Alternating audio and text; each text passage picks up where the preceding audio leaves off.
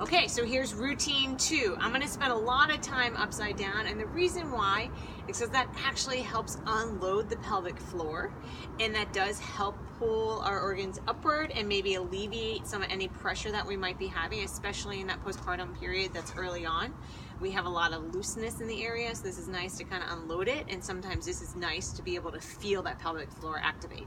So with that said, you're going to have the cables in hand, more just to give you some feedback and to help you when we roll up. You're going to roll back onto your back. And the first exercise, again, is activating through that core, is a heel slide.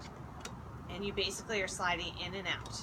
Now, I have my shoes on because I'm outside exercising, but you can also have your shoes off and use a sock, or you can also put a towel down here to create less friction.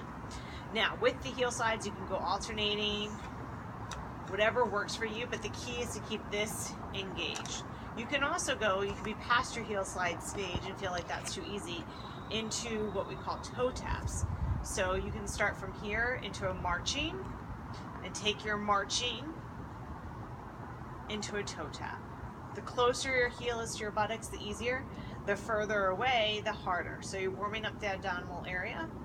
Then for purposes of assistance, I'm going to put my feet back on the rails, because the next movement, I'm going to use my legs. I'm going to pull myself up as I do arm circles. Now I can alternate my arm circles like I'm doing now, or for more intensity, we're going all the way up and around. And the reason why you can't go all the way over when you do both arms, but the reason why I added this in is because we do so much lifting that we don't even think about as a mom, with strollers and car seats and babies, that this is to help prepare your abdominals and really teach them, how do I work when I'm lifting that baby? We go clockwise and counterclockwise. Then you're going to keep your feet either on the rails or back to the floor. No, I'm very much at a lower incline level. I'm going to activate my pelvic floor, my belly. I'm going to slowly drop my chin towards my chest, keep my shoulders as relaxed as possible as I roll up. If I get stuck, I can either roll back, or I can use a little bit of momentum to help rock me up.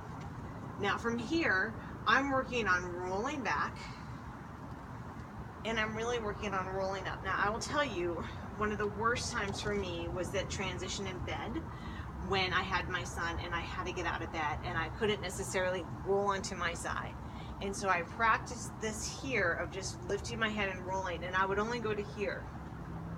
So I really practiced, how do I engage my core so that when I use my muscles in that kind of movement pattern, it knew what to do at night, and I wasn't actually pushing my belly out at night, creating more stress to my hernia at the time.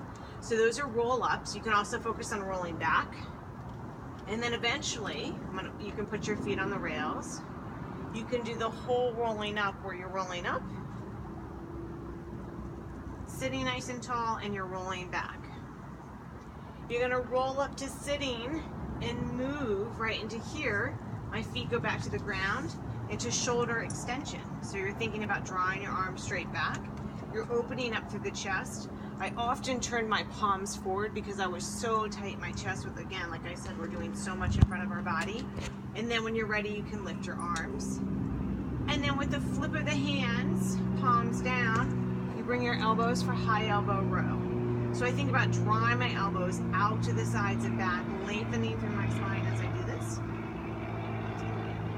And then I finish up this repetition, and then I put my feet back on the rails and roll back, and I go into my round 2.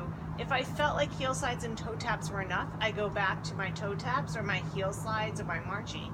But you can go into a one-legged bicycle here, alternating bicycle. You can lift the head if you feel comfortable here, engaging the core, and you can also go into scissors, toes pointed or flexed.